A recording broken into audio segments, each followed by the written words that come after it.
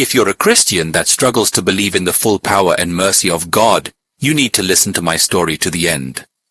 I did something abominable and totally unacceptable right inside the house of God, but yet he showed me his mercy. My name is Al-Hassan and I was an Imam. For many years people listened when I spoke. They trusted my certainty. They followed me because I sounded sure. That Sunday morning, I led 3 young men into a cathedral in Lyon, France. I believed I was walking in with truth on my side. But I did not walk out the same way. I desecrated the most sacred moment of another people's worship. I did it in public. And within minutes everything I believed, about God, about myself, about certainty, collapsed. I lost my sight that day. Completely. One moment I was standing. The next I was on my knees. Blind. Unable to move or even to explain. This is the story of how I thought I knew the truth and could see it clearly but discovered, without a warning, that I had been wrong and blinded all along. I did not grow up angry. I grew up disciplined. Our home was quiet before dawn. The kind of quiet that feels intentional. My father's voice would reach me before the light did. Quranic verses moved through our house like breath. Prayer mats unfolded on time. Always on time. Fasting was observed without drama. No complaints. No bargaining. Hunger was treated as a teacher, not an enemy. My father did not raise his voice. He did not need to. People respected him because his life was ordered. Because his worship was precise. That clarity shaped everything. Right worship produced right living. I learned that holiness meant separation. As a boy, I watched my father wash before prayer with care that bordered on reverence. Every movement was deliberate. Nothing was ever careless. I wanted that certainty. That clean structure. A life where God was never confused with anything else. Without ever saying it out loud, I made a vow that I would protect that purity and defend it if I had to. At the time, it felt like devotion, but by the time I was an adult, that vow had become a role. I moved easily through Islamic society halls and university lecture rooms. I organized events, moderated debates, spoke when others were scared to speak. I was not loud. I didn't need to be. I learned how to speak slowly, how to take apart an argument without raising my voice. When Christians came up, I focused on structure. The Eucharist disturbed me even more. Bread was called God and wine was called blood. I didn't mock it at first, I just analyzed it. Everywhere I went, young men always waited to speak with me, with their notebooks open. They wanted clarity and I gave it to them. In those moments, my faith felt clean and strong. I believed God was pleased with that certainty. Then one day, the problem began quietly. I got more disturbed about the idea of the Eucharist and began digging. I told myself I was studying, that this was diligence. Catholic texts lay in front of me. At first, I felt confusion, then discomfort, then something else. How could educated people speak this way? How could they kneel to something they claimed was God? At this point, I was already feeling disgusted.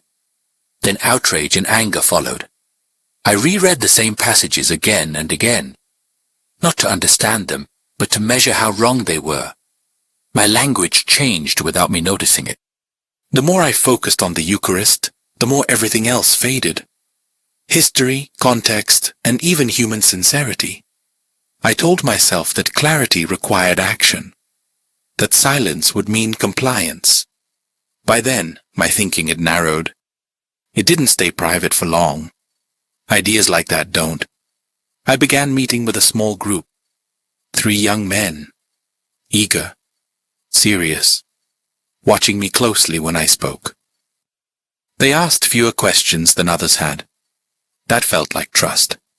Our conversation shifted, not overnight, but steadily. We spoke about purity, about standing firm in a world that blurred everything, about courage. I used metaphors I hadn't used before. I talked about lines that couldn't be crossed. ground that had to be defended. They nodded, repeated my words back to me, sometimes more forcefully than I had said them. Their certainty reflected mine and amplified it. When I spoke about the Eucharist, their expressions hardened. At some point, the congregation stopped being people in my mind. They became a symbol, an example, a problem that needed to be exposed. I no longer pictured faces when I imagined the act, only the ritual and how I planned to stop it. The plan didn't even feel aggressive to me. It felt very necessary. Action wasn't something I chose. It was something that had started to feel inevitable. The night before my attack, I did not feel reckless. I felt prepared. I prayed longer than usual. I washed with care that surprised even me. My hands, arms, and face. There was no argument in my head anymore. No back and forth. I did not ask God if I was right. I did not ask to be corrected. My prayer was simpler than that. Give me strength. Keep me steady. Do not let me hesitate. When I lay down to sleep, I slept easily. I did not know it was the last night my certainty would survive. On the fateful Sunday morning, I stepped into the cathedral and froze for a moment. The air was thick with incense. Candles flickered along the aisles. Voices rose in song. Nothing was chaotic. It was all careful, intentional, and reverent. A happy family seated beside me smiled at me. But I did not return it. My heart skipped, but I labeled it immediately as deception. Satan at work. I told myself to focus. The congregation bowed their heads. They all stood still. I could feel the weight of every gaze, even the ones that were not on me. It was beautiful, but I told myself, none of it matters. Then the Holy Father lifted the chalice. This was the exact moment I had rehearsed weeks before. The exact second my plan depended on. I stood up and stepped forward. Reached beneath my robe, took out the small bottle containing my urine. I opened the bottle, and before anyone could try to stop me, I rushed straight for the cup and poured my urine inside. Everyone screamed. For one heartbeat, nothing happened. Then suddenly, a giant light flooded into my eyes. It was overwhelming, and I couldn't stop it. I heard a loud sound as if the world had been folded inward. I tried to speak. I tried to move, but I couldn't. I couldn't see. Darkness came upon me immediately, and then I became blind. My knees gave way. I was on the floor before I understood I was falling. Right in that moment, everything that had held me upright disappeared. My role, my certainty, my authority. I was no longer leading anyone. I was no longer defending anything. I was now blind, and I knew, without being told, that something irreversible had just happened. I heard them first, my own disciples shouting, calling my name. But they weren't helping. They were running. I was left alone on the cold stone floor. The congregation, hundreds of people, bowed their heads and began praying for me. I couldn't see them, but I could hear them. Then the priest approached me. He knelt beside me, placed a hand lightly on my shoulder. And in that touch, something shifted. I tried to speak, but nothing coherent came. My own framework, the rules, the certainty, the doctrines I had built for 20 years, collapsed in an instant. I understood without words that this was beyond any punishment I could imagine. I was faced with something real, something present, and I could not explain it. The priest's calmness did not demand belief. It simply offered recognition. I was still here. I was still human. For the first time in my life, I realized my identity had been stripped, but I could still be restored. They took me to the hospital. The ride passed in fragments with hands guiding me when I tried to move on my own. Doctors spoke quickly and flashed lights into my eyes. They kept repeating questions. Can you see this? Any light at all? But there was nothing. Absolute darkness. They told me they could not find anything wrong with me. No damage. No swelling. No trauma. My eyes were completely healthy. That word stayed with me. Healthy. I lay in the hospital bed stripped of every role I had carried. No pulpit. No audience. No students waiting for answers. Here, my titles meant nothing. My arguments had no use. My certainty could not help me see. I had spent my life explaining Allah to others. Now I could not even explain myself or anything that was happening. For the first time, I was alone with questions I could not silence. Sleep came to me in pieces and at intervals. In those hours I began to see, but not with my eyes. A figure appeared, sometimes in dreams, sometimes when I was awake and still. A man in white. I didn't see his face, so I couldn't fully describe him. He did not accuse me, he just stood near, close enough for me to feel his presence. Sometimes a hand reached toward me, patiently, waiting for me to take his hand, but I never took it, because I didn't understand what was going on yet. I searched my memory for verses, but nothing fit. There was no argument forming in my mind, no debate to prepare for, only the strange, unfamiliar sensation of being seen. I woke from those moments unsettled. I didn't feel threatened, but I felt exposed. Whatever this was, it did not need my permission, and it did not seem interested in proving anything to me. It was simply there. And for the first time since the cathedral, I did not feel alone in the darkness. 3 days later, I requested for the father at the church. When he heard about my request, he left everything he was doing and came to me. The first thing he said when he came in was, "My child, I'm here now." My hands, still trembling, rested on my knees. I don't understand," I whispered. "God is punishing me for what I did." He then said, "No, this is not punishment." I wanted to argue. I wanted a framework, a cause, a way to place blame, but he didn't give me any of that. He just sat, listened, and waited. This is a confrontation," he said softly. "Not with you as a criminal, but with the truth itself." I laughed bitterly. The truth? I desecrated a holy sacrament.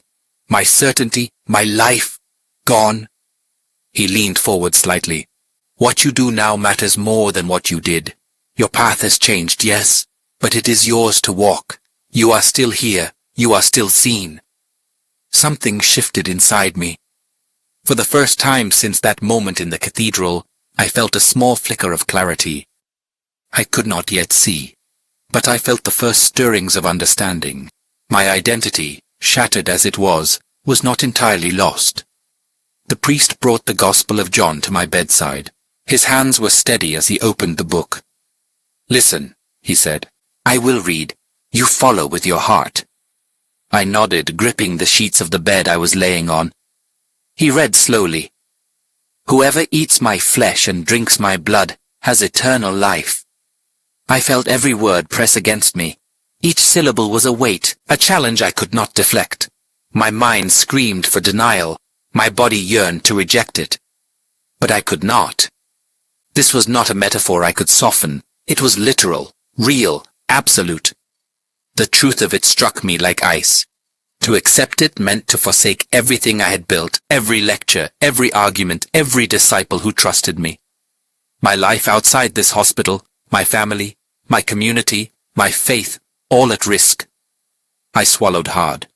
The cost of knowing this truth was total, and yet somehow I could not look away. The next week, I asked them to take me back into the chapel. Since I couldn't walk on my own, I used a wheelchair. My eyes remained closed to the world, but every sound, every echo of footsteps, every murmur of prayer pressed into me like sunlight I could not see. The priest guided me gently to the altar. I knelt. The darkness in my vision was complete. The silence of the congregation was complete. My voice was quiet, but clear. I asked to be seen as human. I asked forgiveness, not from you, but for myself. My hatred, it was my own suffering projected outward. I carried it, and I let it burn others. The priest's hand rested lightly on my shoulder. I could feel his calm certainty, "I wish to be baptized," I whispered to him, aware of every consequence. "I know what this means. I cannot return. I cannot undo what I have done. I ask for this, fully." Then they began the ritual. The water touched my head. Words were spoken over me. My heart raced. I could not see, yet I felt the transformation with every fiber of my being. I rose from the water, dripping and shivering, as the congregation's murmurs swelled into unified voices. When it was over, I asked to receive the Eucharist. I knelt, and the priest placed it in my hands. I tasted it, and in that instant, the darkness lifted. My eyesight became restored. I couldn't believe it at first. My sight had returned, clear, full. Everyone in the chapel erupted with the sounds of joy and celebration. I could see, I could breathe, I could finally stand, not just physically, but as someone reborn, aware of the cost, yet held by a grace I had never known. For the first time, I understood. What I had feared as loss had been the threshold of belonging. The world was no longer a place to conquer or correct, but to witness, to receive, and to live within. I left the cathedral that day knowing the world I had built around me was gone. Word traveled fast. My former disciples came to confront me. Faces I once trusted now twisted with anger and betrayal. They called me apostate, traitor. They demanded I renounce what I had seen, what I had experienced. Threats followed, letters, warnings, strangers glaring as I walked past. Neighbors I had known for years looked away or spoke in cautious tones. I had to leave my home, my city, the life I had known. Every comfort, every position of authority evaporated overnight. Faith had brought me truth, yes, but it also brought suffering I had never imagined. Isolation became my companion. Fear became routine. And yet, even in the cost, there was a strange clarity. I could see even if the world could not. I settled into a quiet life far from the city I once knew. The Catholic community welcomed me with surprising patience. I was offered a home and shelter, work to sustain myself, people to share meals and conversation with. For the first time in years, I moved without fear of judgment from those I knew. I could pray, study, and live without performing for anyone. Belonging came slowly in small moments, a shared laugh, a hand on my shoulder, a meal offered without expectation. Here, I learned that peace doesn't come from being right, it comes from being present, from being human. I eventually married, building a family around this new life. Children brought routines, laughter, and care that grounded me. Faith became an act of service. Over time, I shared my story publicly. I spoke of what happened, what I saw, how my life changed. I did not seek to convince. I simply bore witness. I am no longer the man of certainty I once was. I am a man who was broken, who was shown a truth greater than himself, and who learned that love reveals itself without force. In this life, I found freedom, peace, belonging, the ability to live fully human and to see the world and God afresh.